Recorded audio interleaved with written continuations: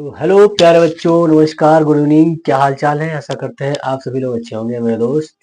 देखिए मेरे प्यारे बच्चों, आज हम आपके लिए जो मैथ में क्लास 10th की मैथ है उसमें पहले चैप्टर से स्टार्ट करने वाले हैं आप लोगों को पढ़ाना। देखिए आपको आज सबसे पहला चैप्टर जो हम पढ़ाने वाले हैं वह है वास्तविक संख्याएं। चैप्टर रियल नंबर्स क्या है? वास्तविक संख्याएं, जिसे हम रियल नंबर भी कहते हैं अंग्रेजी में। तो इसके बारे में जितनी भी संख्याएं होती हैं उनको हम आपको बताएंगे। ठीक है, आप ये मेरा पढ़ाया हुआ आप पूरा देख लेते हैं तो आपको वास्तविक संख्याओं से संबंधित कोई भी संख्याएं यदि आपसे पूछा जाता है, कोई भी क्वेश्चन पूछा जाता है तो आप आसानी से बता सकते हैं। तो मेरे दोस्त, तो चलिए आपको बताते हैं कि इस चैप्टर में क्या क्या इंपॉर्टेंट है, उनको आपको पता होना चाहिए। देखिए आपको संख्याओं के बारे में पूर्ण ज्ञान इस क्लास में हो जाएगा। इस क्लास को देखने के बाद आप विश्वास कर सकते हैं दोबारा से आपको वास्तविक संख्याओं को नहीं पढ़ना पड़ेगा। तो आइए आपको दिखाते हैं मेरे दोस्त वास्तविक संख्याएं। देखिए सबसे पहले तो हमारी संख्याएं होती है, क्या होती है? आप यहां से देखिए क्या होती है, संख्याएं। संख्याएं, ठीक है। ये संख्याएं होती हैं, इन्हीं संख्याओं से हमारी वास्तविक संख्याएं और वास्तविक संख्याओं के अंतर्गत जो भी होती है चीजें सारी होती है। अब यहाँ से देखिए कि जो ये संख्याएं हैं, संख्याओं के अंतर्गत ही हम दो चीजें पढ़ेंगे। संख्याओं के अंतर्गत हमें दो चीजें पढ़नी है, ठीक है। संख्याओं के अंतर्गत हमें दो चीजें पढ़नी है। वो कौन सी पढ़नी है? आप यहाँ से देख सकते हैं। एक तो हमें पढ़ना है वास्तविक संख्या। क्या पढ़ना है? वास्तविक संख्या। और दूसरी क्या पढ़ना है? इसी में काल्पनिक संख्या। काल्पनिक संख्या। देखिए इसमें तो हमें कुछ ज्यादा पढ़ना है, इसमें ज्यादा आपको कुछ पढ़ना नहीं है, ठीक है। जितना आपको पढ़ाएंगे, जितना बताएंगे, सिर्फ उतना ही पढ़ना है। आप यहाँ से देख सकते हैं। देखिए वास्तविक संख्या की बात करते हैं अभी हम। वास्तविक संख्या के अंतर्गत हमें दो चीजें पढ़नी होती है, ठीक है। हम बिल्कुल आपको डिटेल से समझाते हुए चलेंगे, लेकिन पहले वास्तविक संख्याओं के बारे में आपको दिखाएंगे कि वास्तविक संख्याएं आखिर होती क्या है। देखिए आपको बता दें, वास्तविक संख्या वो सारी संख्याएं हैं जिन्हें हम देख पाते हैं, ठीक है। देख पाते हैं, हमारी प्रकृति में जितनी भी संख्याएं हम देख पाते हैं उनको हम कहते हैं वास्तविक संख्या, ठीक है। जैसे वास्तविक संख्या के अंतर्गत देख लिया जाए, यहीं पे देख लेते हैं। वास्तविक संख्या के अंतर्गत जैसे हमारा 0 हो गया, 1 हो गया, माइनस का 2 हो गया। अरे माइनस में आए चाहे प्लस में आए, ये सारी क्या होती है? हमारी वास्तविक संख्या होती है। यहाँ से देख सकते हैं, मान लिया ये हो 3 बटे, अरे कोई भी हो 3/5, ठीक है। ये सारी हमारी वास्तविक संख्या है। यहाँ पे पाई भी हो सकती है, पाई भी होती है। सारी चीज अब मैंने आपको क्या बताया, जो आपको दिखे सारी वो क्या है? वास्तविक संख्या। यहाँ पे आप और देख सकते हैं, जैसे ऐसे आ जाएगा 2.3, फिर और आ जाएगा, मान लिया कि 2.33, ऐसे करके आ जाएंगी, ठीक है। ये सारी संख्या हमारी क्या है? वास्तविक संख्या है, ठीक है।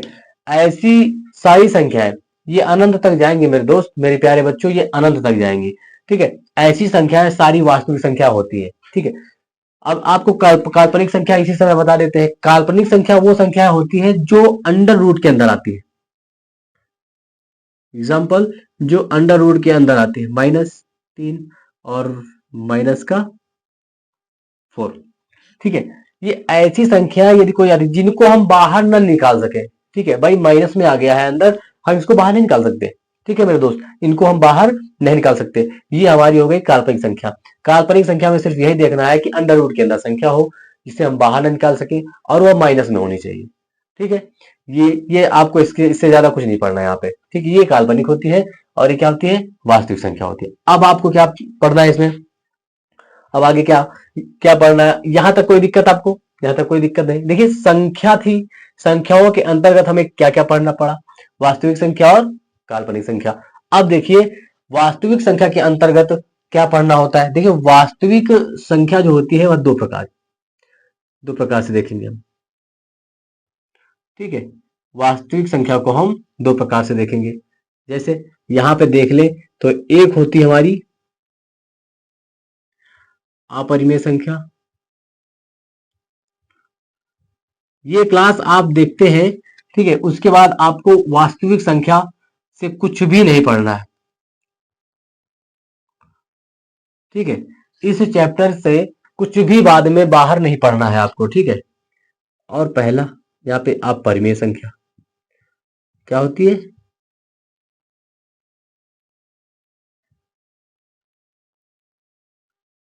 परिमेय संख्या आप देख सकते हैं, परिमेय संख्या और अपरिमेय संख्या, ये वास्तविक संख्या से ही हमें ये परिमेय संख्या और अपरिमेय संख्याओं का ज्ञान हुआ, ठीक है। जिनके बारे में हम जान सकते हैं कि देखिए यहां से जो संख्याएं सारी बताई गई है आपकी क्या है? वास्तविक संख्या। क्या है? वास्तविक संख्या। जब ये वास्तविक संख्या हमें पता है तो और ये भी पता है कि वास्तविक संख्या से ही हमें परिमेय संख्या मिली है और अपरिमेय मिली है, तो ये संख्याएं जो है दो भागों में बट जाएंगी। इन्हीं सारी संख्याओं में से कुछ संख्या इसके पास आ जाएंगी और कुछ इसके पास आ जाएंगी। ऐसे तो हम दे नहीं देंगे इनके पास कोई भी संख्या। देखिए कंडीशन क्या होती है परिमेय संख्या की? देखिए परिमेय संख्या में आपने पढ़ा होगा या सुना होगा कि परिमेय संख्या वह संख्या होती है जिन्हें हम p बाई क्यू के रूप में लिख सके। जैसे यहाँ पे p बाई क्यू के रूप में लिख सके। और बताया जाता है ये जो क्यू वाली संख्या हो, मतलब ये क्यू वाली संख्या हो या एक पूर्ण संख्या होनी चाहिए। पूर्ण संख्या मतलब कि ऐसे बटे में कोई संख्या नहीं होनी चाहिए, ठीक है। यहाँ पे बटे में संख्या कोई नहीं होनी चाहिए, यहाँ ये संख्या जो है वर्ग में नहीं होनी चाहिए, ठीक है। यहाँ पे मैंने देख लिया कि जैसे यहाँ पे 5 हो गया, यहाँ पे 6 हो गया, ऐसी संख्या होनी चाहिए, ऐसी संख्या होनी चाहिए। और आपने देखा होगा कि ऐसे रहा होगा पी, सॉरी, ये पी बटे क्यू जो होता है वह जीरो के बराबर ना हो, मतलब यहाँ पे क्यू का मान जीरो ना हो। अगर जीरो हो जाएगा तो ये सारी संख्या जीरो हो जाएगी। तो कंडीशन ये फॉलो होती है, ये फॉलो होती है, ऐसे लिखा जाता है ये। अभी इसकी जो परिभाषा होती है वो भी हम आपको लिखा देंगे, ठीक है। लेकिन जैसे आपको समझा रहे हैं पहले ये समझने का प्रयास करो, ठीक है। अब हमें देखना है कि इन्हीं संख्याओं में से परिमेय संख्या क्या होगी और अपरिमेय संख्या क्या होगी, ठीक है। यहां से देखेंगे तो यहां से आपको ज्यादा ना सोच के वो संख्याओं को रख देना है जो हमारी माइनस में हो, जीरो हो, ठीक है। चाहे एक हो, चाहे माइनस का एक हो, चाहे माइनस का दो हो, ठीक है, चाहे माइनस का दो हो, ठीक है। और यहाँ पे चाहे कोई संख्या 1/2 हो, चाहे कोई संख्या ऐसे कोई संख्या दे दी जाए, ये सारी संख्याएं हमारी क्या होती है? परिमेय संख्या, ठीक है। ये हमारी सारी संख्याएं परिमेय संख्या है। यहाँ पे अब यहाँ पे देख लिया जाए, जो इससे बची है वहां भेज दो, वहां भेजेंगे तो सबसे पहले तो यहाँ पे ये जो पाई थी, ये पाई हमारी क्या होती है? अगर ऐसी दिख जाए आपको, ये याद रख लेना, आपके पेपर में या 1 नंबर की पूछ ली जाती है, आपको 4 ऑप्शनों में से ये पाई दे दिया जाएगा और पूछ लिया जाएगा कि यह परिमेय संख्या है या फिर अपरिमेय संख्या है। तो आपको कंफ्यूज नहीं होना है, बता देना है ये अपरिमेय संख्या, 1 नंबर मिल जाएगा, देखिए यह संख्या हो गई। और आपको यहाँ पे बता दिया जाए जो भी अपरिमेय में जो भी अंडर रूट के अंदर आ जाए संख्या, जो भी अंडर रूट के अंदर संख्या आ जाए जिनको हम बाहर ना निकाल सके, भाई अंडर रूट के अंदर ये आ गई, इसको हम बाहर कहाँ निकाल सकते हैं? देखिए जैसे यहाँ पे आपको बता दिया कि ये 4 होगी परिमेय संख्या, अपरिमेय संख्या, तो कह देंगे ये नहीं होगी क्योंकि इसको हम बाहर कर सकते हैं, क्योंकि ये अंदर ऐसे लिखेंगे 2 × 2। देखिए जब कोई भी संख्या के जोड़े बन जाते हैं तो उसमें से एक संख्या बाहर निकाल आती है और वो पूरा उसका आंसर हो जाती है, ये हो जाती है ना, क्योंकि इसका तो हो ये निकल के बाहर आ गया। ऐसी संख्या जिसको हम अंडर रूट के बाहर ना करें, नहीं कर सकते हैं, वो हमारी अपरिमेय संख्या होती है। ये बात आपको पता चल गई, आई बात समझ में? इतना समझ में आ गया। और यहाँ पे कोई ऐसी संख्या मिल जाए आपको √2/3, ठीक है, ऐसी संख्या मिल जाए, देखिए रूट के अंदर पाई, ऐसी संख्या जो भी आएंगी आपको बता देना है वह जो है हमारी अपरिमेय संख्या है। अब आपको कंफ्यूजन यहाँ पे हुई होगी, देखिए यहाँ पे कि ये जो है ये क्यों अपरिमेय संख्या नहीं है, इनको क्यों काल्पनिक बताया गया? तो आप याद रखिएगा कि अंडर रूट के अंदर माइनस लगा हुआ है। अगर माइनस लगा हुआ है किसी संख्या के अंदर, यहाँ पे देखिए ये माइनस को हम बाहर कैसे निकालेंगे? नहीं निकाल पाएंगे, निकाल पाएंगे? नहीं निकाल पाएंगे।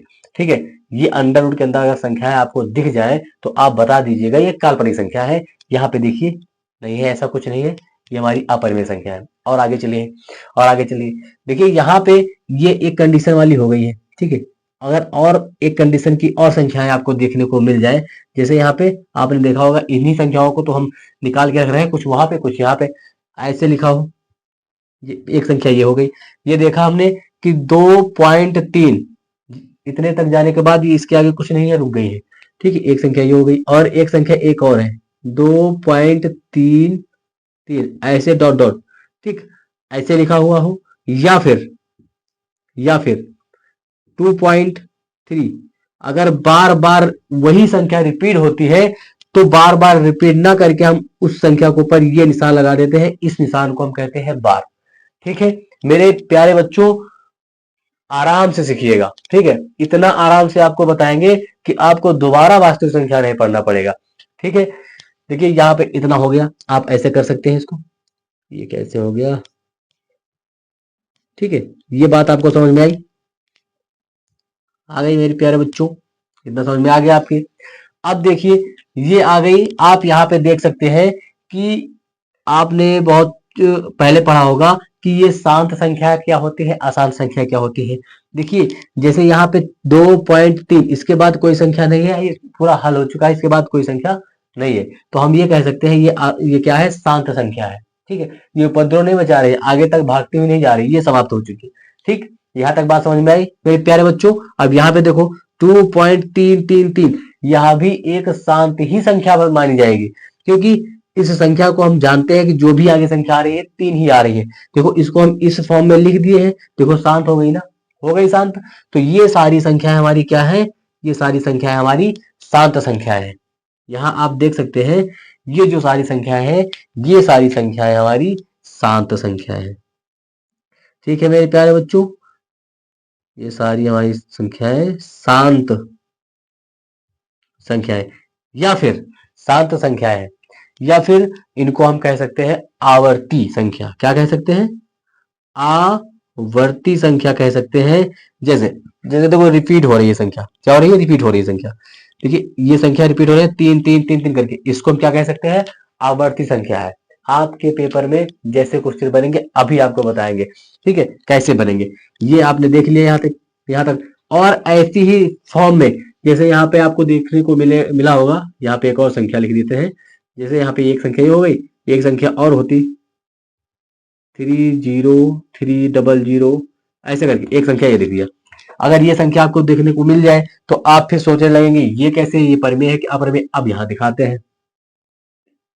देखिए अगर आपको संख्या ये मिल गई 30300, ठीक, उसके बाद लिख दिया गया डॉट डॉट डॉट, मतलब कि अब ये संख्या ये नहीं पता है कि अब आगे किस फॉर्म में जा रही है, कि आगे फिर जो संख्या जा रही है फिर 3 आएगा, 0 आएगा, फिर 3 आएगा, डबल 0 आएगा। ये हमें नहीं पता, ये हमें नहीं पता है कि अब ये किस फॉर्म में रिपीट होगी, नहीं पता। जब ये पता ना हो कि यह पॉइंट के बाद किस फॉर्म में रिपीट हो रही है, जब ना पता हो तो इसको हम क्या कहते हैं कि ये हमारी हो गई है अपरिमेय संख्या, और दूसरे रूप में कहेंगे यह अशांत है। क्या है, अशांत संख्या है, यह अशांत संख्या है मेरे प्यारे बच्चों, अशांत संख्या। या फिर अनावृत्ति संख्या, जो रिपीट नहीं हो रही है, अनावर्ती संख्या। ठीक है मेरे प्यारे बच्चों, यहां तक समझ में आया। देखिए आपके पेपर में जो पूछा जाएगा, आपका 1 नंबर का क्वेश्चन बनेगा, वह कुछ इस प्रकार का बनेगा, वह कुछ इस प्रकार का बनेगा कि आपको ये संख्याएं दे दी जाएंगी, ये संख्या दे दी जाएगी, ये संख्याएं दे दी जाएंगी, ये संख्या दे दी जाएंगी। इनमें से आपसे ये चीज पूछ लिया जाएगा कि ये चीज नहीं पूछा जाएगा, अपरिमेय संख्या परिमेय संख्या नहीं पूछा जाएगा। अभी तक बच्चों को क्या पता था कि क्वेश्चन में क्वेश्चन दे दिया और पूछ लिया गया कि निम्न में से कौन सी अपरिमेय संख्या है या कौन सी परिमेय संख्या है। ठीक है, अगर ये परिमेय संख्या और अपरिमेय संख्या ना पूछकर पूछ ले आवर्ती संख्या कौन सी है, क्या पूछ ले, आवर्ती संख्या, निम्न में से ऐसी कोई संख्या दे दे। जैसे मैं आपको उदाहरण के तौर पे दिखा देता हूं, जैसे आपको दे दे, यहां लिख के दिखाता हूं, यहाँ पे दे दिया जाए पाई, पहला ऑप्शन पाई, और दूसरा ऑप्शन दे दिया जाए √3। ठीक है, और तीसरा ऑप्शन आपका दे दिया जाए 2.303 डॉट डॉट डॉट, ठीक है। और चौथा ऑप्शन आपके पास सामने आ जाए कि अब चौथा ऑप्शन को कौन सा दे दिया जाए कि ये हो गया 2.3333 डॉट डॉट डॉट। और आपसे अब ये क्वेश्चन आपका तैयार हो गया मेरे प्यारे बच्चों, यह क्वेश्चन आपका तैयार हो गया। अब इसमें आपसे क्वेश्चन जो दिया जाएगा ऊपर लिखा जाएगा, उसमें पूछ लिया जाए इन निम्न में से कौन सी आवर्ती संख्या है। क्या है? आवर्ती संख्या है। तो आपको नहीं पता होगा कि आवर्ती संख्या क्या है, तो आपको मैंने क्या बता दिया है कि आवर्ती संख्या किसे कहेंगे और अनावर्ती संख्या किसे कहेंगे। या फिर अगर यहाँ पे सरल करना हो तो जो बच्चों को पता होता है परिमेय संख्या और अपरिमेय संख्या, तो यहाँ पे वह देख सकता है कि पाई को अपरिमेय बताया गया था, अंडर रूट के अंदर जो संख्याएं आएंगी वो हमारी अपरिमेय संख्या होती है, वो बताया गया था, वो भी याद है। और नीचे जब आएगा यहाँ पे और यहाँ पे आके वो फंस जाएगा, ठीक है, फंस जाएगा, यहाँ पे आएगा और यहाँ पे फंस जाएगा। अगर उसको मेरी बातें ये पता है शांत और अशांत या आवर्ती या फिर अनावर्ती, ठीक है, ये संख्याएं इनके बारे में यदि आपको याद है या पता है तो आप आसानी से कर जाएंगे, ठीक है। तो आपको ये भी पता होना चाहिए कि अशांत अनावर्ती ये अपरिमेय में आती है, अपरिमेय को ही कहते हैं, और परिमेय संख्या में शांत या फिर आवर्ती संख्या ये कहा जाता है, ठीक है। यहाँ तक समझ में आई बात मेरे प्यारे बच्चों? ये कुछ इस प्रकार से यहाँ तक आप समझ सकते हैं, ठीक है। अब यहाँ तक कोई दिक्कत तो नहीं होगी, नहीं आई ना? अब इसके आगे क्या पढ़ेंगे वो आपको बताते हैं। देखिए यहाँ पे अगर आपको यहाँ परिमेय संख्या और अपरिमेय संख्या की परिभाषा लिखने को आ जाए, परिमेय संख्या और अपरिमेय संख्या यहाँ से आपको लिखने को आ जाए तो आप क्या करेंगे बताइए, दिखाते हैं आपको फिर क्या करना है। देखिए परिमेय संख्या, पहले परिमेय संख्या के बारे में लिख लेते हैं, परिमेय संख्या के बारे में लिख लेते हैं कि वो संख्याएं, आप भी लिख लीजिएगा, वो संख्याएं, वो संख्या जो p बटे q के रूप में लिखी जा सके, लिखी जा सके, जो वो संख्याएं जो p बाई क्यू के रूप में लिखी जा सके। भाई इनके नीचे एक मान सकते हैं, कोई भी संख्या और लिख दिया इसके सामने, उसके नीचे इसके नीचे एक मान सकते हैं, इसके नीचे एक मान सकते हैं, यहाँ पे कोई संख्या लिख दिया 5, उसके नीचे एक मान सकते हैं, कोई लिख दिया 6, उसके नीचे एक मान सकते हैं। भाई इसको p बाई क्यू के फॉर्म में हम लिख सकते हैं, भाई इसको भी हम लिख सकते हैं, लेकिन ये कंडीशन आपको याद होनी चाहिए कि अंडर रूट के अंदर संख्या नहीं होनी चाहिए। अंडर रूट की संख्या यदि अंडर रूट के अंदर यदि कोई संख्या है तो वह हमारी परिमेय संख्या नहीं होगी, वह अपरिमेय संख्या होगी, ये याद रखना है। ऐसी संख्या भी जो पाई है यह हमारी अपरिमेय संख्या है, इसको भी रट लेना है, ठीक है। ये कुछ चीजें होती हैं जो आपको याद करनी होंगी, ठीक है मेरे प्यारे बच्चों। अगर ये याद कर लेते हैं तो आपको कोई दिक्कत नहीं होने वाली। यहाँ पे बस इसी का अपोजिट कर दो, जो p बाई क्यू के रूप में ना लिखी जा सके, ठीक है, p बाई क्यू के रूप में ना लिखी जा सके, जो संख्याएं जो संख्याएं जो संख्याएं जो संख्याएं p बाई क्यू के रूप में ना लिखी जा सके,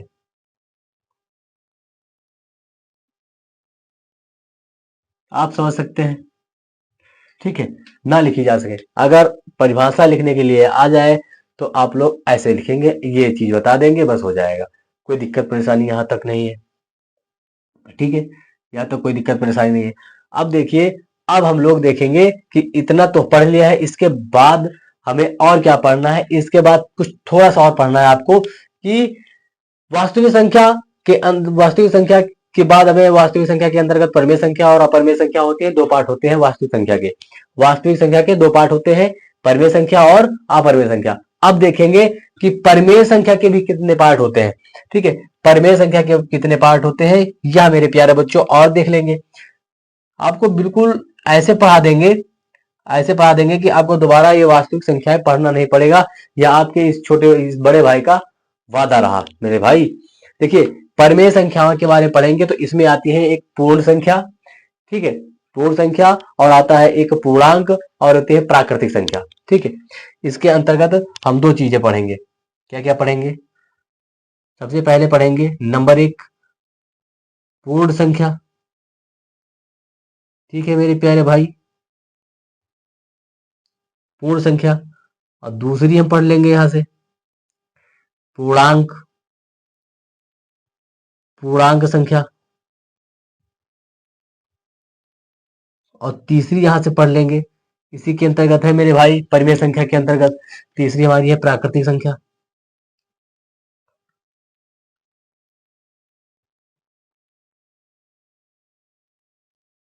तीसरी हम पढ़ लेंगे प्राकृतिक संख्या। अब आप यहाँ पे देख सकते हैं कि पूर्ण संख्या किस कौन कौन सी होती है। पूर्ण संख्या सबसे पहले हम देखेंगे कि पूर्ण संख्या कौन कौन सी होती है। देखिए, पूर्ण संख्या की बात आती है तो हम हमेशा याद रखेंगे कि पूर्ण संख्या जीरो से स्टार्ट होती है। Zero, one, two, three, dot dot dot dot, ये हमारी कौन सी संख्या है? अनंत तक जाएंगी, ये हमारी होती है पूर्ण संख्या है। ठीक है, अभी आपसे क्वेश्चन भी करेंगे। ठीक है, आपको क्वेश्चन कैसे आते हैं वो दिखाएंगे। ये पूर्ण संख्या हमारी कहाँ से स्टार्ट होती है? जीरो से, जो भी संख्या होंगी जीरो, एक, दो, तीन, चार और अंत तक, अनंत तक जाएंगी, वो सारी हमारी पूर्ण संख्या होती है। अब देखेंगे पूर्णांक संख्या क्या होती है। ठीक है मेरे प्यारे बच्चों, पूर्णांक संख्या क्या होती है वो देखेंगे। पूर्णांक संख्या के अंतर्गत हम देखते हैं, पूर्णांक संख्या के अंतर्गत हम देखते हैं कि मान लिया 4, 3, 2, ये माइनस में आती है। ठीक है, माइनस का एक, फिर जीरो आ जाएगा, फिर आएगा प्लस का एक, प्लस का दो, प्लस का तीन, प्लस का चार, कुछ इस प्रकार की संख्याएं बनती है। ठीक है, जिसमें हमें देखने को मिलता है या धनात्मक भी होती है और ऋणात्मक भी होती है। ठीक है मेरे प्यारे बच्चों, पूर्णांक संख्या क्या होती है? ये हमें दो रूप में देखने को मिलती है, एक धनात्मक संख्या और एक ऋणात्मक संख्या। ठीक है, आपको बहुत कम समय में हम बहुत सारी जानकारी देने का प्रयास करेंगे मेरे प्यारे बच्चों। देखो, पूर्णांक संख्या देख लिया, यहाँ पे हमारी दो संख्या बन रही है। यहाँ पे मैंने देख लिया कि दो संख्या बन रही है। यहाँ इस जीरो के पास से मैंने देख लिया कि इस साइड में जो संख्या बन रही है, ठीक है, वो कैसी संख्या है? वह एक ऋणात्मक संख्या है। ठीक है, और एक ऋणात्मक संख्या है। यहां से यहां तक देख लिया मैंने मेरे प्यारे बच्चों। अब यहां से जो है इस साइड में देखेंगे तो ये क्या है? धनात्मक संख्या है। धनात्मक संख्या है कि नहीं? धनात्मक संख्या मेरे प्यारे बच्चों। तो हम लोग देखेंगे और बता देंगे कि जो हमारी पूर्णांक संख्या होती है वह दो प्रकार की होती है। पूर्णांक संख्या दो प्रकार की होती है। कौन कौन सी होती है? धनात्मक और ऋणात्मक। ठीक है मेरे प्यारे बच्चों, अब बात करते हैं प्राकृतिक संख्या। अब बात आती है लास्ट में प्राकृतिक संख्या की। ठीक है, प्राकृतिक संख्या क्या होती है? अब यहां से आप देख सकते हैं प्राकृतिक संख्या एक से स्टार्ट होती है। कहां से स्टार्ट होती है? एक से स्टार्ट होती है। एक, दो, तीन, चार, पांच और dot dot dot dot dot dot और इन्फिनाइट। जो हमारी संख्याएं एक से स्टार्ट होती है और अनंत तक जाती है, ये हमारी संख्याएं होती है प्राकृतिक संख्या मेरे प्यारे बच्चों। तो आइए, ये जो हमारी परिमेय संख्या से बनने वाली संख्याएं थी, इनके बारे में जानकारी हमें मिल गई है। ठीक है, अब आपको हम बताएंगे कि प्राकृतिक संख्या कितने भागों में बढ़ती है। प्राकृतिक संख्याओं के अंतर्गत कौन कौन सी संख्याएं आती हैं, उनको आपको बताएंगे। तो यहां तक आपको समझ में आ गया होगा। यहां तक कोई दिक्कत मेरे प्यारे बच्चों? यहां तक कोई दिक्कत परेशानी? अगर यहां तक कोई दिक्कत नहीं है तो आप आगे बढ़ते हैं मेरे भाई, और आगे बढ़ते हैं और देखेंगे कि प्राकृतिक संख्या के अंतर्गत कौन कौन सी संख्या आती है। अब हेडिंग डालिए प्राकृतिक संख्या। ठीक है मेरे प्यारे भाई, यहां डालेंगे प्राकृतिक संख्या। चलिए आगे लिखते हैं यहां।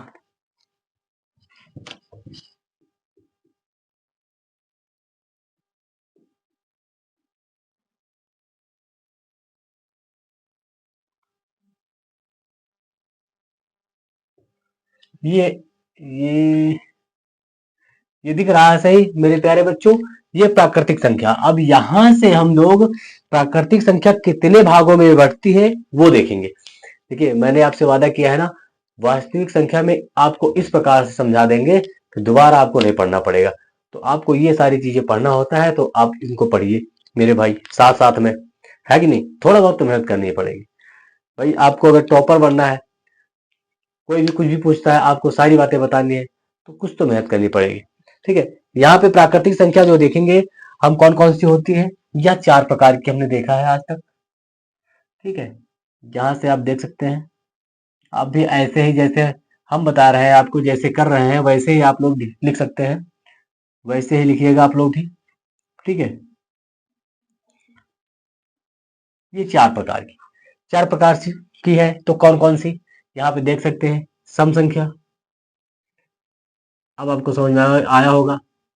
अच्छा, ये बात बता रहे हैं भैया। हाँ भैया, ये बात बता रहे हैं, ये सम संख्या। और क्या होती है? और यहाँ पे इसका भाई जो है, ये विषम संख्या, ये विषम संख्या। और आ जाती है यहाँ पे भाज्य संख्या। क्या आती है? भाज्य संख्या। और होती है अभाज्य संख्या। मेरे भाई, मेरे प्यारे बच्चों, आपके सामने सारी बातें आज बताने वाले हैं। ठीक है,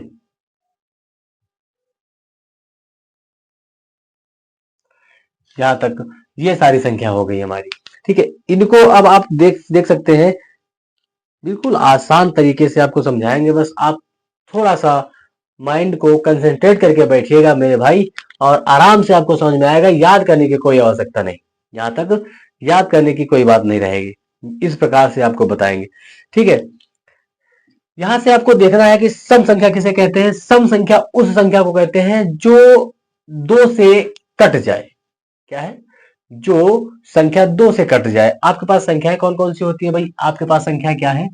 यहाँ देख सकते हैं, 1 2 3 4 5 6 7 8 9 10 11, ये सारी हमारी संख्या होती है। हमने क्या कहा कि सम संख्या वह संख्या होगी जो 2 से कट जाए। मान लिया हम 1 को देखते हैं, तो क्या ये 2 से कट रही है? नहीं कट रही है। जब नहीं कट रही है तो यह सम संख्या नहीं है, नहीं है सम संख्या। अब यहाँ पे इसके बारे में देखें तो क्या 2 से कट जाए, मतलब दो, इस संख्या को 2 से भाग करना। ठीक है, भाग किया, कट गया, 1 आ गया, मतलब ये हमारी क्या हो गई? सम संख्या होगी। ठीक है, यह हमारी क्या हो गई? सम संख्या हो गई। आगे देखते हैं, क्या 3 हमारा जो है 200 कट रहा है? कट रहा है, लेकिन पूरा पूरा नहीं कट रहा है, यहाँ बच जा रहा है, बच जा रहा है तो कुछ ये नहीं है। ठीक है मेरे प्यारे बच्चों, ये नहीं है। इस प्रकार से आप देख सकते हैं। अब इसकी बात आती है, देखिए 4 को हम 2 से डिवाइड करेंगे, दो चौको सॉरी, 2 दूना 4, 2 बार में पूरा कट गया, तो ये हमारी सम संख्या है। 5 को देखा, 5 भी नहीं कटा। ठीक है, 1 बच रहा है यहाँ से। ठीक है, पूरा पूरा नहीं कटा। यहाँ पे 6 देखें, 2 से कट जा रहा है, 2 तिहाई, 6 पूरा पूरा कट जा रहा है। देखिए, आप यहाँ से देख सकते हैं कि 2 है सम संख्या, 4 है सम संख्या, 6 है सम संख्या। ठीक है, मतलब एक संख्या को छोड़ करके अगली संख्या हमारी क्या है? सम संख्या है। तो यहाँ से देख सकते हैं कि 2 4 6 8 और ऐसे ऐसे करके अनंत अनंत तक जो संख्याएं बनेंगी वो हमारी सम संख्या होंगी। ठीक है मेरे प्यारे बच्चों, आपको इस प्रकार से ये सारी गणित के बारे में आपको इस प्रकार से समझा देंगे, सारी संख्याओं के बारे में इस प्रकार से समझा देंगे। अगर आप मेरे प्यारे बच्चे गणित से डर रहे थे ना, तो आज से डरना आपका बंद हो जाएगा। ये आपके इस बड़े भाई का वादा रहा। ठीक है मेरे प्यारे बच्चे, आगे देखते हैं कैसे होगा। देखिए, विषम संख्या, जैसे इसमें हमने देखा कि 2 से कट जाना चाहिए था। ठीक है, कट जाना चाहिए था, जो कट गई है वो सारी संख्या हमारी सम संख्या में आ गई है। अब हम देखेंगे विषम संख्या क्या है। अब विषम संख्या में इसका अपोजिट हो जाएगा, जो हमारी संख्या 2 से नहीं कटेंगी। ठीक है मेरे प्यारे बच्चों, जो संख्या 2 से नहीं कटेंगी, जैसे 1 जो था वह 2 से नहीं कटने वाला था, तो ये हमारा जो है विषम संख्या। ठीक है, जो कट जाएंगी वो हमारी विषम संख्या नहीं होंगी। देखिए, ये कट गया, मतलब ये 2 विषम संख्या नहीं होंगी। मतलब ये हुआ कि जो हमारी संख्याएं सम संख्या होती है वह विषम संख्या नहीं होती है। ठीक है मेरे प्यारे बच्चों, तो यहाँ पे आप लिख सकते हो कि 1 3 5 7 9 और 11 और ये डॉट डॉट डॉट इन्फिनाइट, कुछ इस प्रकार से आप चलते हुए जाएंगे। ठीक है मेरे प्यारे बच्चों, कुछ इस प्रकार से आप चलते हुए जाएंगे। ठीक है, अब बात आती है आपकी ये भाज्य संख्या की। यहां तक तो आपके समझ में आ गया होगा। ठीक है, भाज्य संख्या की बात आती है। अब भाज्य संख्या को कैसे देखेंगे? देखिए, भाज्य संख्या के बारे में हम ये चीज देखते हैं कि वह संख्या वह संख्या जो दो से कटे, ठीक है, और भी दो के, सॉरी सॉरी सॉरी सॉरी, आपको ऐसे नहीं समझ में आएगा। देखिए यहाँ पे कंफ्यूजन बहुत ज्यादा होती है।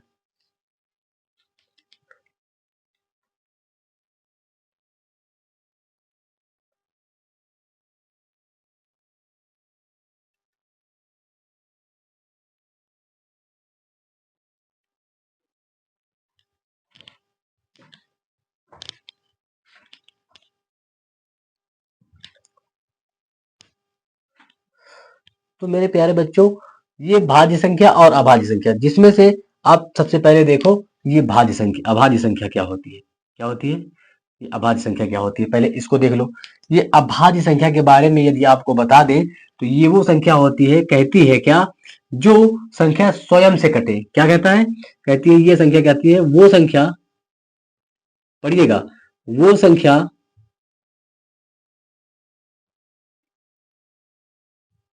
जो स्वयं से कटे,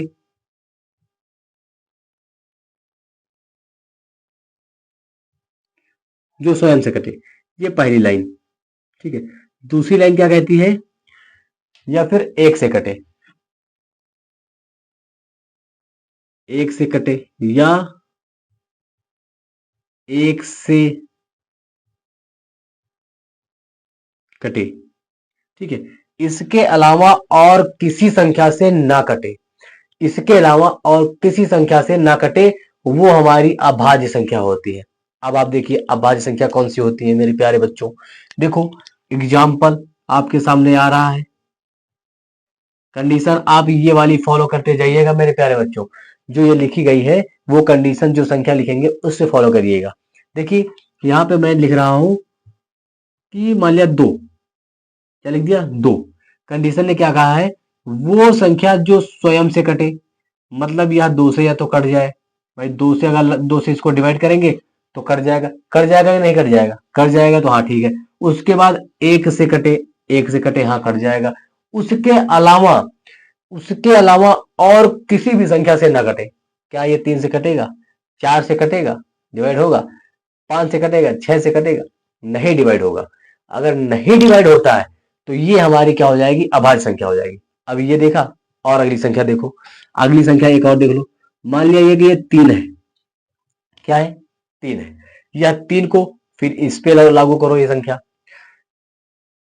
मान लिया वो संख्या जो स्वयं से कटे, तीन को तीन से डिवाइड करेंगे कट जाएगा। उसके बाद एक से कटे, एक से करे, एक से डिवाइड कर सकते हैं, कर सकते हैं। क्या इसको हम दो से डिवाइड कर सकते हैं, तीन को दो से कर सकते हैं, नहीं कटेगा। चार से कट सकता है, नहीं कटेगा। पांच से कट सकता है, नहीं कटेगा।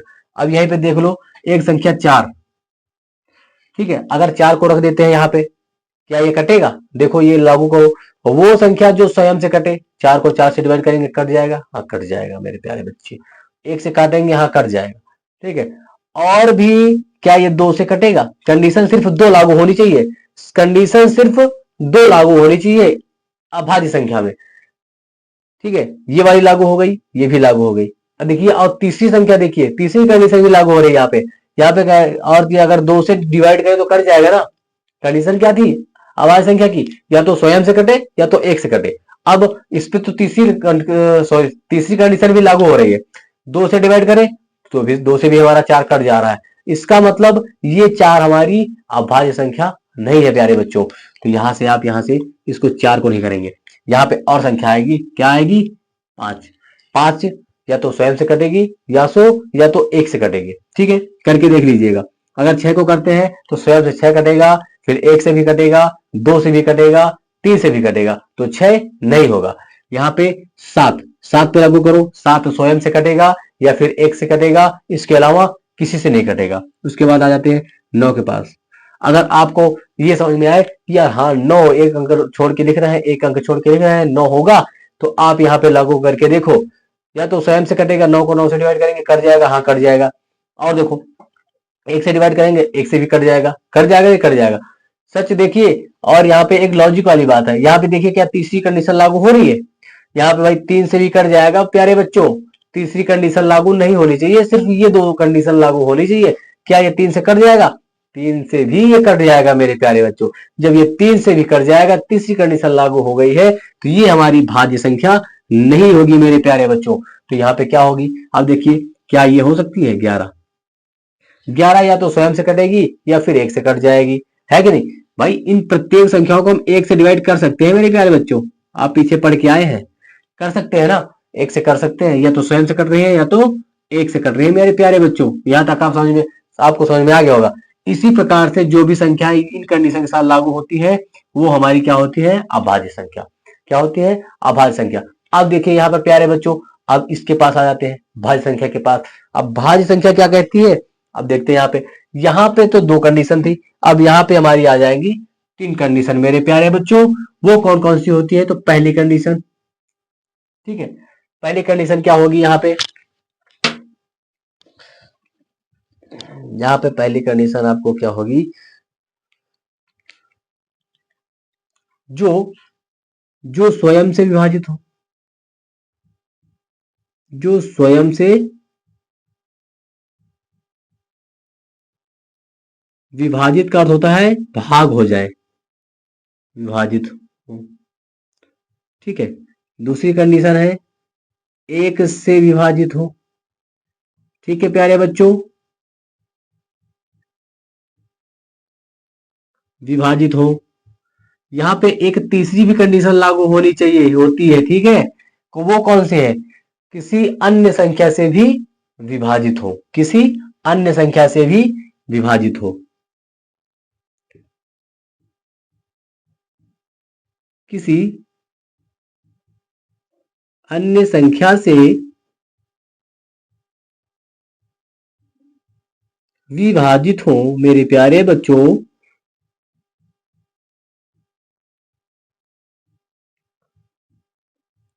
देखना, आपको इस गणित में जीरो से हीरो न बना दिया तो कुछ ना किया मेरे प्यारे बच्चों, ठीक है मेरे प्यारे बच्चों। देख सकते हैं ये कंडीशन यहाँ पे लागू होगी। अब यहाँ पे आप देख लीजिए, उदाहरण के तौर पे यहाँ पे ये संख्याएं कैसे बनी है वो सिखा दिया है। यहाँ पे आप ये तीनों कंडीशन लागू हो जाए वो संख्या लिखनी है, ठीक है। आपको मान लिया एग्जाम्पल के तौर पे दे दिया हमने, मान लिया कि 1 दे दिया, क्या ये तीनों कंडीशन उस पे लागू होंगी? होंगी। जो स्वयं से कटे, हाँ ये एक से कट जाएगा अपने आप में, ठीक है, 1 से भी कट जाएगा, ठीक। किसी अन्य संख्या से क्या ये विभाजित होगा? 2 क्या इससे कटे? 2 को काट, सॉरी 2 इसको काट पाएगा? 3 इसको काट पाएगा? नहीं काट पाएगा।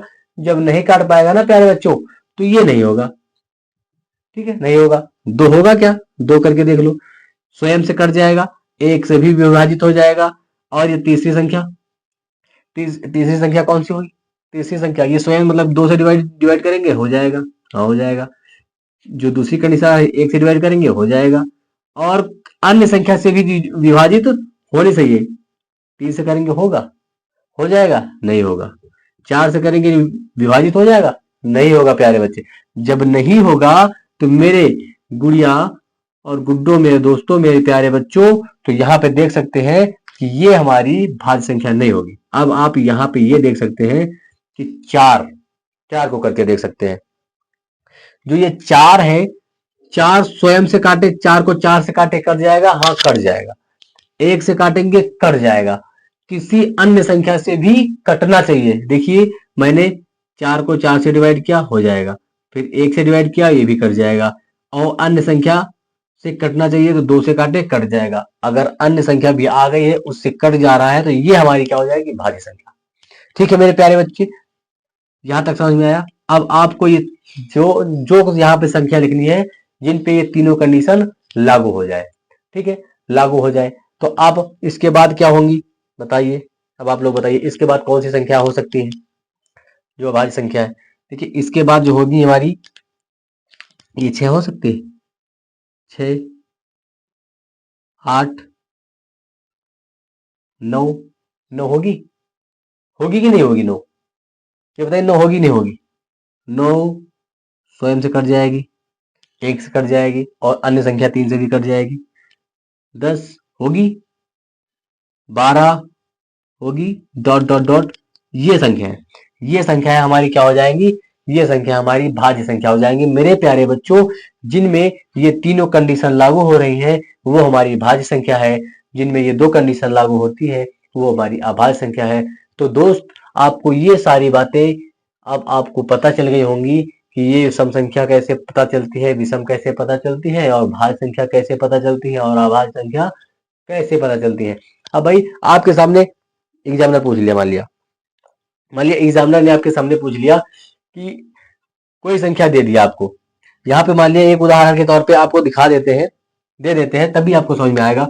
मान लिया उदाहरण के तौर पे पहली संख्या आपको दे दिया गया है 1, ठीक है, और दूसरी संख्या आपको दे दिया गया, मान लिया यहाँ पे 3, ठीक है, और वहां पे दे दिया तीसरी संख्या, क्या दे दिया, यहाँ पे दे दिया आपको तीसरी संख्या 2, और चौथी संख्या आपको दे दिया 4, और क्वेश्चन ने आपसे क्या पूछ लिया कि निम्न संख्याओं में से अब भाज्य संख्या बताइए, निम्न संख्याओं में से भाज्य संख्या बताइए, निम्न संख्याओं में से भाज्य संख्या बताइए। तो अभी आपको तो पता चल गया कि हाँ ये यहाँ पे लिखा गया है, सर ने बताया है, यहाँ पे 4 दिया गया है, ये 4 होगा, यहाँ पे 4 मिला है और तो कोई नहीं मिला है, तो हाँ ये भाज्य संख्या हो जाएगी। लेकिन मेरे प्यारे बच्चों, आपको याद रखना नहीं है, याद नहीं करना है, जो मैंने आपको ये समझाया है ये आपके माइंड में होना चाहिए कि जो भाज्य संख्या थी उनमें 3 कंडीशन लागू हो रही थी कि जो संख्या हो वह स्वयं से भी कटे, 1 से भी कटे,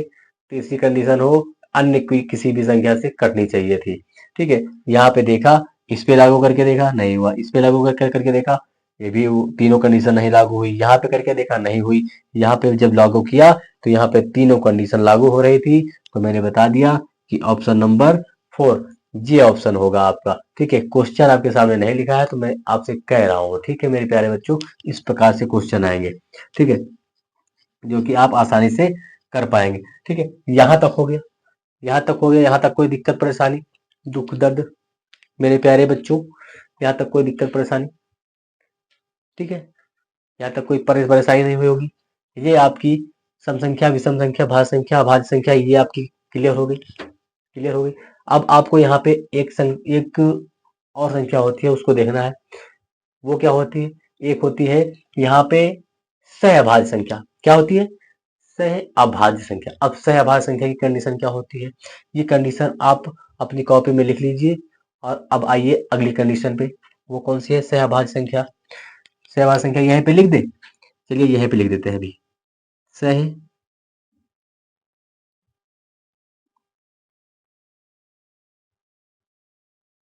संख्या, ये हो गई आपकी सहअभाज्य संख्या। मेरे प्यारे बच्चों, इस प्रकार से आपको बताएंगे कि दोबारा नहीं पढ़ना पड़ेगा, ये वादा रहा मेरे प्यारे बच्चों, ठीक है। वे दो संख्याएं कैसे होंगी, वे दो संख्याएं जिनके उभयनिष्ठ गुणनखंड, उभयनिष्ठ का मतलब समझते हैं, जो कॉमन संख्या होती है उभयनिष्ठ। मान लिया मान लिया आपके सामने कोई संख्या पहले लिख देते हैं, मान लिया यहाँ पे कोई संख्या है आपकी, सह अभाज्य संख्या मतलब कि साथ में रहने वाली संख्या, साथ में दो संख्या होंगी उनके बीच की बात कही जाएगी। जैसे मान लिया आपके सामने मैंने दे दिया कि 8 और 25, ये क्या है, ये दो संख्या है, ये कैसी संख्या है ये आपको देखना है। तो यहाँ पे सबसे पहले परिभाषा लिख देते हैं, परिभाषा क्या है, वे दो संख्याएं जिनकी वे दो, आप भी लिख लीजिए अपनी अपनी कॉपी में, दो संख्याएं, वे दो संख्याएं जिनके उभयनिष्ठ, जिनके उभय जिनके उभयनिष्ठ मतलब कॉमन, कॉमन संख्या, ठीक है, उभयनिष्ठ, उभयनिष्ठ, जिनके उभयनिष्ठ संख्या, सॉरी उभयनिष्ठ गुणनखंड, उभयनिष्ठ गुणनखंड मेरे प्यारे बच्चों, उभयनिष्ठ गुणनखंड, उभयनिष्ठ गुणनखंड केवल एक हो, उभयनिष्ठ गुणनखंड केवल एक हो। ये लाइन आपके समझ में नहीं आई होगी, अभी समझाते हैं। केवल एक हो, केवल एक हो, ये आपकी परिभाषा हो गई मेरे प्यारे बच्चों। ठीक है, अब यहाँ पे आपको समझना क्या है वो देखना है।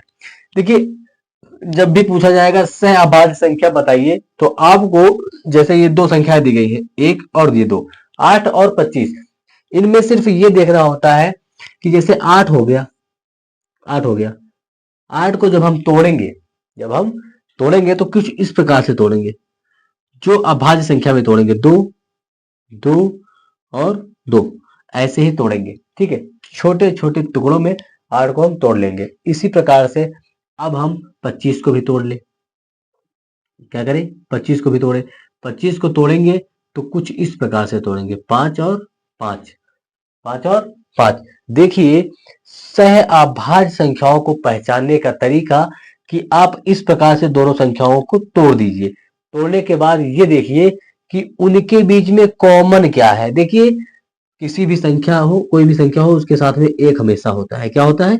एक हमेशा होता है। जब एक हमेशा है तो यहाँ पे देखो एक होगा जरूर, है कि नहीं? यहाँ तक समझ में आई बात? यहाँ तक होता है, ठीक ऐसी बात होती है। यहाँ तक इसको तोड़ा तो इस प्रकार से तोड़ा, इसको तोड़ा तो इस प्रकार से तोड़ा। मैंने, अब हमको देखना है यहाँ पे कि इन दोनों संख्याओं में कॉमन कौन सी संख्या है, इस परिभाषा के हिसाब से। गुणनखंड उभयनिष्ठ मतलब कॉमन संख्या, इसमें और इसमें कॉमन संख्या एक होना चाहिए, उसके अलावा और कोई संख्या कॉमन नहीं होनी चाहिए। तो यहाँ पे मैंने देखा कि यहाँ पे दो दो दो है, यहाँ पे पांच पांच है। इनमें देखा जाए तो कोई संख्या यहाँ से यहाँ कोई कॉमन नहीं, लेकिन एक और एक इन संख्याओं के बीच में कॉमन है। इन दोनों संख्याओं के बीच में क्या कॉमन है तो एक कॉमन है, क्योंकि एक इसके पास भी गुणा करता कर रहा है, इसके पास भी गुणा कर रहा है। एक ही संख्या ऐसी संख्या है जो इसको और इसके बीच में कॉमन है, दोनों के बीच में कॉमन है। अब यहाँ पे अगर आपसे कोई दूसरी संख्या दे दिया जाए और पूछा जाए, जैसे मान लिया यहाँ पे दे दिया जाए 4 कॉमा, यहाँ पे दे दिया जाए 12, और आपसे पूछा जाए क्या ये उभयनिष्ठ है, तो आपको यही लाइन देखना है, ये लाइन देख लेना है। इस लाइन को पढ़ने के बाद देख लेना है कि ये लाइन फॉलो हो रही है कि नहीं हो रही। यहाँ पे देखिए, अगर इसको हम खोलेंगे 4 को, तो इसको हम कुछ इस प्रकार से लिखेंगे, इसके साथ में एक और होता है तो वो लिख देंगे। ये 12 है, 12 को जब खोलेंगे तो कुछ इस प्रकार से लिखेंगे, 2 गुणा 3, इस प्रकार से लिखेंगे मेरे प्यारे बच्चों, लिखेंगे ना। और एक तो साथ में होता है तो एक भी लिखेंगे ना एक। तो जो हमारी लाइन है, लाइन क्या कह रहे हैं, वो वे दो संख्याएं जिनके उभयनिष्ठ मतलब कॉमन संख्या, गुणनखंड केवल इन दोनों संख्याओं के गुणनखंड सिर्फ कॉमन में जो होता है तो सिर्फ एक हो मेरे प्यारे बच्चों, एक हो। यहाँ पे देखो, यहाँ पे तो एक, दो दो दो, यहाँ पे दो भी कॉमन है, दो कॉमन यहाँ पर भी मिला, यहाँ पर भी मिल गया, क्योंकि कंडीशन क्या कही थी, उन दो गुणनखंडों के बीच का जो कॉमन संख्या हो सिर्फ एक हो। यहाँ तो दो मिल गया, यहाँ पे एक भी है, एक होता तो चल जाता, बता देते हैं ये जो है हमारी सहअभाज्य संख्या है। अगर इसमें एक के अलावा और कोई कॉमन संख्या मिल रही है तो बता देंगे ये हमारी सहअभाज्य संख्या नहीं है। यहाँ तक बात समझ में आई आपके? आ गई होगी मेरे प्यारे बच्चों। अगर आ गई है तो ये जरूर लिख लो अपनी कॉपी में। इसके बाद जो है क्या पढ़ना है वो बताते हैं आपको। ठीक है मेरे प्यारे बच्चों, लिखो अपनी कॉपी में, लिखो।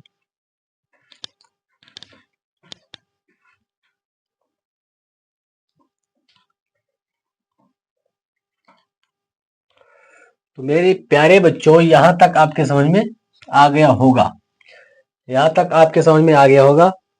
तो चलिए, इसके आगे और भी कुछ चीजें हैं जो आपको बताना चाहेंगे। उभयनिष्ठ तो मतलब आपको समझ में आ गया, कॉमन संख्या, ठीक है। देखिए, उभयनिष्ठ संख्या जो कॉमन संख्या होती है, वह आपने कभी सुना होगा कि जो मासा होता है, वो मासा जो होता है, दो संख्याओं के बीच में कॉमन संख्या को हम मासा कहते हैं। तो यहाँ पे अगर देखा जाए कि मासा क्या, अगर पूछ लिया जाए मासा क्या होगा, जब कॉमन हमें पता चल गया उभयनिष्ठ संख्या। देखिए यहाँ पे देखा जाए उभयनिष्ठ जो है, ये जरूर लिख लेना, उभयनिष्ठ जो संख्या है वह क्या है आपकी, एक है। यहाँ पे उभयनिष्ठ संख्या कॉमन संख्या होती है, क्या होती है, उभयनिष्ठ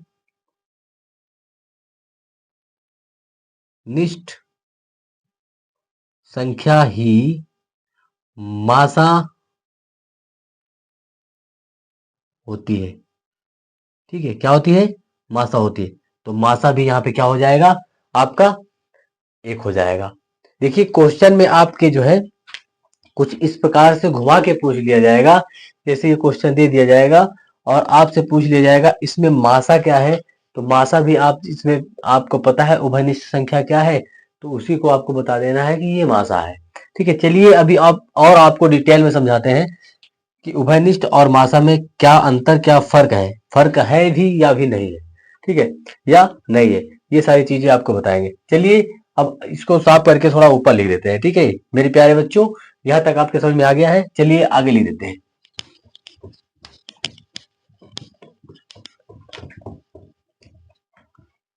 यहाँ तक आपके समझ में आ गया होगा, यहाँ तक कोई समस्या नहीं होनी चाहिए।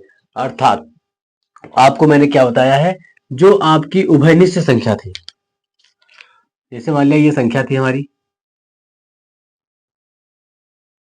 ये हमारी संख्या थी 8 और 25। ठीक है, ये संख्या थी। मैंने यहाँ पे देख लिया कि कॉमन संख्या क्या थी, एक। यहाँ पे मैंने देखा 5 गुणा 5 और गुणा 1। भाई हर एक संख्या में एक से गुणा होता है, हमें दिखता नहीं है। यहाँ पे मैंने देखा कि कॉमन क्या है, उभयनिष्ठ संख्या क्या है, उभयनिष्ठ संख्या आपकी क्या है,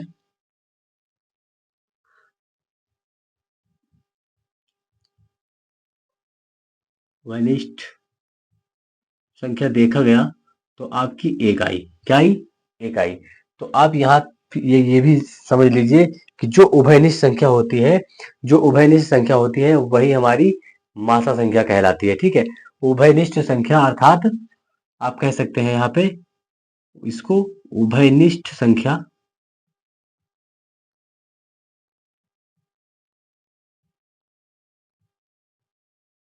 उभयनिष्ठ संख्या अर्थात मेरे प्यारे बच्चों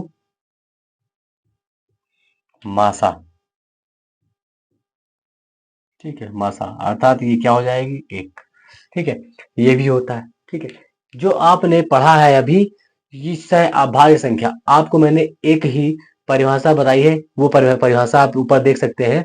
क्या थी वो परिभाषा? क्या थी कि वो दो संख्याएं जिनके उभयनिष्ठ गुणनखंड केवल एक हो। क्या हो? केवल एक हो। और दूसरी परिभाषा भी लिख लीजिएगा उसी के नीचे नोट डाल के। ठीक है, आप दो प्रकार से इस परिभाषा को बता सकते हैं। वो दूसरी कौन सी है? वो इस प्रकार से लिख सकते हैं कि वे दो संख्याएं जिनका मासा एक हो, वे दो संख्याएं जिनका मासा एक हो। क्या हो? जिनका मासा एक हो मेरे प्यारे बच्चों, वे दो संख्याएं जिनका मासा एक हो वह सहअभाज्य संख्या कहलाती है। ठीक है, कह सकते हो नहीं कह सकते मेरे प्यारे बच्चों? ठीक है, यहाँ पे आप एक और नोट डाल के लिख सकते थे, यहाँ पे एक और नोट डाल के लिख सकते थे कि वे संख्या, क्या? वे संख्या, वे संख्या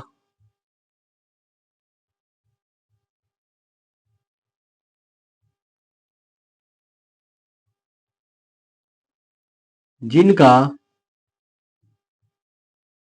मासा एक हो, जिनका मासा एक हो सहअभाज्य संख्या होती है मेरे प्यारे बच्चों। सहअभाज्य संख्या होती है मेरे प्यारे बच्चों। यहां तक आपके समझ में आ गया होगा। आ गया यहां तक समझ में मेरे प्यारे बच्चों? आप देखिए आपके सामने एक और उदाहरण देते हैं, वहां से आप देखिएगा कि आपके समझ में आया है या फिर नहीं। मान लिया यहाँ पे आपको एक उदाहरण दे रहे हैं, एग्जाम्पल के तौर पे दे रहे हैं। वो संख्या कौन कौन सी देना चाह रहे हैं आपको कि एक संख्या है 31 और कॉमा 93, 31 कॉमा 93, ये हमारी क्या है? संख्या है। मेरे प्यारे बच्चे जो मैंने आपको बताया है इस कंडीशन में, जो ये बताया है ऐसे तोड़ा जाता है, वैसे आप इसको तोड़िए। सबसे पहला सहभाज्य गुणनखंड, सह कैसे तोड़ेंगे आप बताइए? कैसे तोड़ेंगे? 31 के अभाज्य गुणनखंड। भाई ये अभाज्य गुणनखंड है मेरे प्यारे बच्चे, ये अभाज्य गुणनखंड थे। क्या थे ये? अभाज्य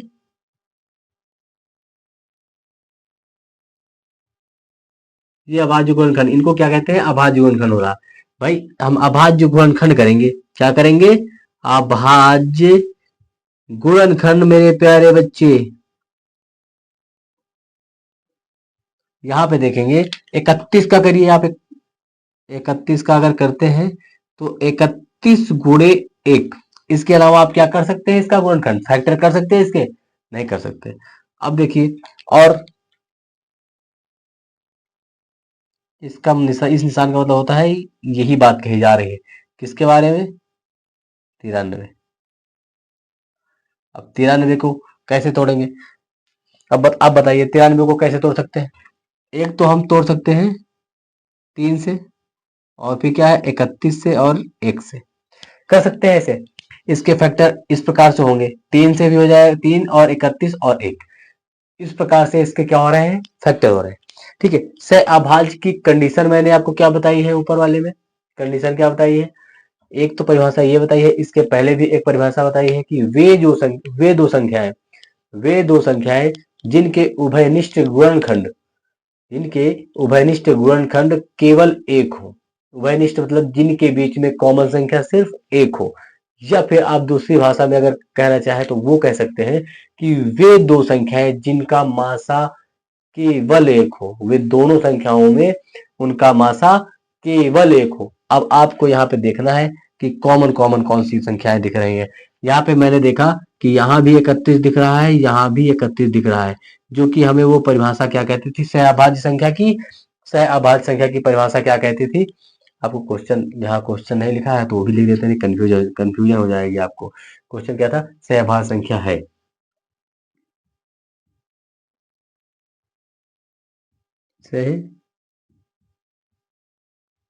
सहअभाज्य संख्या है या फिर नहीं है, या नहीं? आप बताएंगे है या नहीं। देख लिया आपने कंडीशन, यहाँ पे ये जैसे किया जाता है वैसे कर दिया। उसके बाद देखा कि सहअभाज्य संख्या चेक करने के लिए तो कंडीशन थी मेरे प्यारे बच्चे कि उन दो संख्याओं के बीच में कॉमन संख्या सिर्फ एक होना चाहिए। क्या होना चाहिए? सिर्फ एक होना चाहिए, उसके अलावा कुछ भी नहीं होना चाहिए। एक मतलब तो एक होना चाहिए, मतलब कॉमन संख्या कुछ भी नहीं होना चाहिए उनके आपस में, कुछ भी। यहाँ पे मैंने देखा 31 यहाँ पे कॉमन, 31 31 यहाँ पे कॉमन। जब कॉमन ही दिख गया 31 31, फिर एक एक कॉमन दिख गया, जो कि हमें एक कॉमन दिखता तो चल जाता, कोई बात नहीं थी, उसके अलावा कोई भी नहीं दिखना चाहिए था। यहाँ पे तो दिख गया, यहाँ पे दिख गया तो आप बता सकते हैं कि सहअभाज्य संख्या नहीं है मेरे प्यारे बच्चे। सहअभाज्य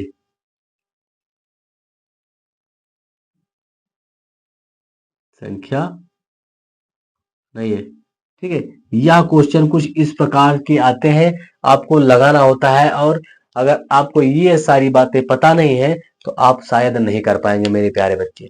ठीक है, नहीं कर पाएंगे। यहाँ तक आई बात समझ में आपकी? देखिए, देख लीजिए और अपनी कॉपी में नोट भी कर लीजिएगा, नोट डाउन जरूर करिएगा मेरे प्यारे बच्चे।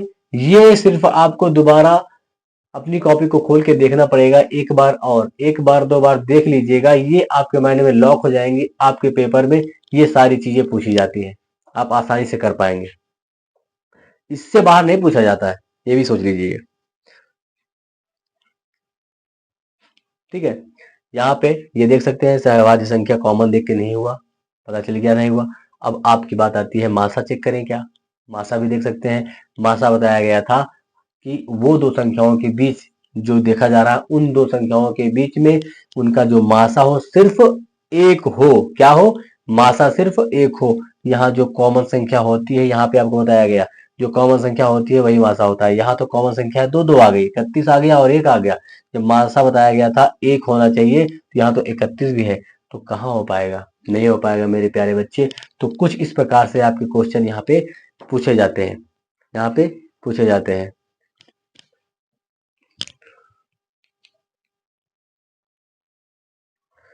हाँ, तो देखिए अब आपको हम क्वेश्चन देंगे। देखिए अब हम आपको क्वेश्चन देंगे, ये यहाँ तक आपको समझ में आ गया? तो चलिए आपको हम क्वेश्चन देते हैं। क्वेश्चन कौन सा है? निम्नलिखित संख्याओं निम्नलिखित संख्याओं का, देखिए यहाँ पे लिख लीजिए अपनी कॉपी में, निम्नलिखित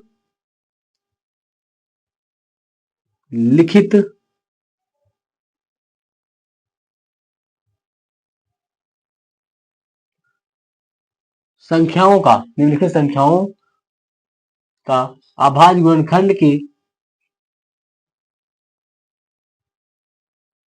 अभाज्य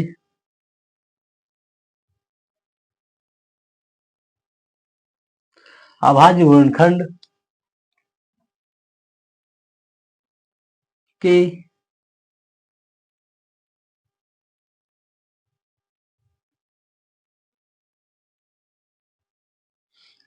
गुणनखंड के रूप में व्यक्त कीजिए। निम्नलिखित संख्याओं का जो अभाज्य गुणनखंड के गुणनखंड के रूप में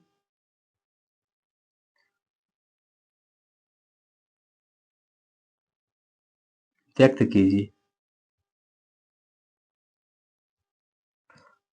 कीजिए मेरे प्यारे बच्चे। और संख्याएं आपके सामने लिख देते हैं। आपके सामने पहला क्वेश्चन है, आपको 140, यह आपकी पहली संख्या क्वेश्चन है आपका, ठीक है। इसको जिस हिसाब से कह रहा है उस हिसाब से तोड़ना है। दूसरा क्वेश्चन है आपका 156, क्या है? 156। फिर है आपका 38 और 25, ये तीसरा क्वेश्चन। ये आपका हो जाएगा चौथा क्वेश्चन मेरे प्यारे बच्चों, कितना है? ये आपका है, ठीक है। ये आपका क्वेश्चन है। ये क्वेश्चन को क्या कह रहा है? निम्नलिखित संख्याओं का अभाज्य गुणनखंड जैसे आपने यहाँ पे किया है, ये संख्या है जैसे 140 है वैसे ये 8 है। अभाज्य गुणनखंड इस प्रकार से होने चाहिए कि नीचे जो है भाज्य संख्या ना है, अभाज्य संख्या में तोड़ देना है। तो तोड़ने के बाद आपको बताना है जो ये कह रहा है, गुणनखंड के रूप में सिर्फ व्यक्त करना है, सिर्फ आपको तोड़ना है। क्या करना है? आपको सिर्फ तोड़ना है ये सारी संख्याओं को। तो आप सबसे पहले ये वाली करके दिखाएंगे, 140 को तोड़ के दिखाएंगे। इसको आप तोड़ के दिखाइए जैसे मैंने समझाया। उसके बाद आपको हम ट्रिक बताएंगे। क्या बताएंगे? ट्रिक बताएंगे। आप इस ऐसे क्वेश्चन को फटाफट कर पाएंगे, ठीक है।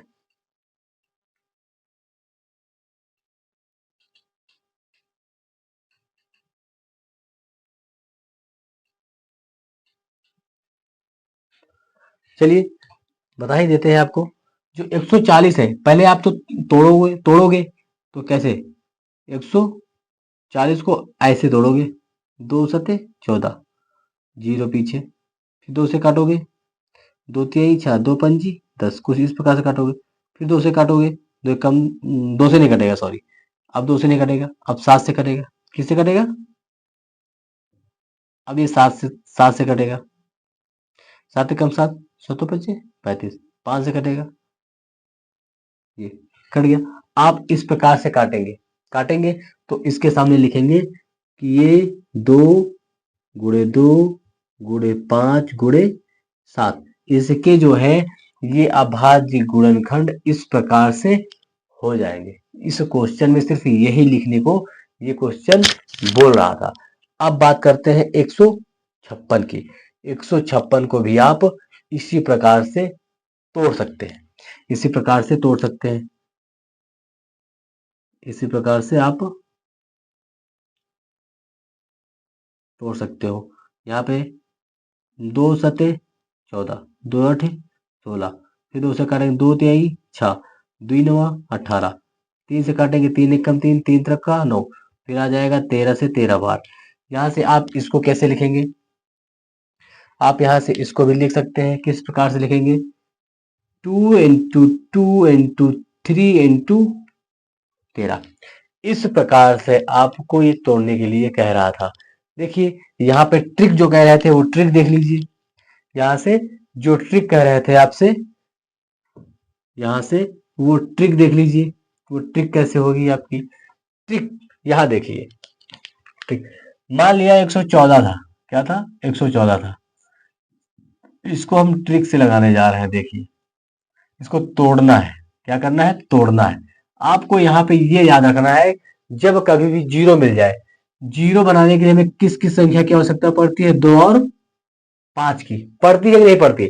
अगर एक जीरो दिखे मेरे प्यारे बच्चों, अगर एक जीरो दिख जाए तो आपको एक बार 2 और 5 लिखना है।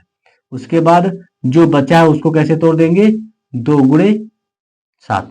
ठीक है, देखिए 2 गुणे 7 हो गया। अब इसको सीक्वेंस से लगा दो, 2 गुणे 2 गुणे 5 गुणे 7। देखो कुछ इस प्रकार से आपने निकाला था, नहीं निकाला था, निकाला था। अब देखिए यहाँ पे तो हमने 140 का निकाला है। अब यहाँ पे आप निकालिए, मान लिया यहाँ पे डबल जीरो हो जाते, क्या हो जाते, डबल जीरो हो जाते, क्या होते, यहाँ पे आपके डबल जीरो हो जाते। जब डबल जीरो हो जाते तो आप क्या करते हैं, मैंने क्या कहा है कि अगर एक जीरो था तो आप सिर्फ इतना लिखें, अगर 2 जीरो है तो आप 2 बार लिखिए, 2 गुणे 5, फिर गुणा लगा दीजिए, 2 गुणे 5, 2 बार रिपीट कर दीजिए मेरे प्यारे बच्चे।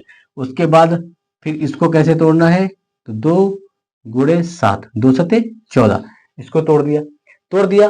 वो आपको लंबा मेथड नहीं करना पड़ा, यहाँ पे आपने कर दिया, एक बार 2, 2 बार, 3 बार, मतलब 2 गुणे 2 गुणे 2 गुणे, यहाँ पे 5 एक बार, 5 एक बार, 5 गुणे 5 गुणे अब कितने बार, 7। ये आपका इस 1400 का अभाज्य गुणनखंड हो गया, गुणनखंड क्या हो गया, अभाज्य गुणनखंड हो गया। मेरे प्यारे बच्चे इस प्रकार की ट्रिकें आपको बता देंगे मैथ में कि आप देखते रह जाएंगे और कहेंगे कि अनूप सर आप तो क्या ही बताएं, क्या बताएंगे, वो आप ही बता सकते हैं। ठीक है मेरे प्यारे बच्चे, तो आपको ये विश्वास करते हैं, आप कर सकते हैं हमारे ऊपर कि जो भी कंटेंट हम आपको देंगे, जो बताएंगे वो बेहतरीन ही बताएंगे। सारे के सारे क्वेश्चन आपके पेपर के सारे क्वेश्चन फंसेंगे। ठीक है मेरे प्यारे बच्चों, तो चलते हैं, ये आपकी इसके आगे जो भी क्वेश्चन है वो हम आपको अभी और बताएंगे। अभी यहाँ तक समाप्त नहीं हो, कुछ और क्वेश्चन बचे हुए हैं, उनको हम अगली क्लास में आपको बताएंगे मेरे प्यारे बच्चों। तो चलिए अब मिलते हैं अगले वीडियो में। नमस्कार, जय हिंद, जय माता दी मेरे प्यारे बच्चों।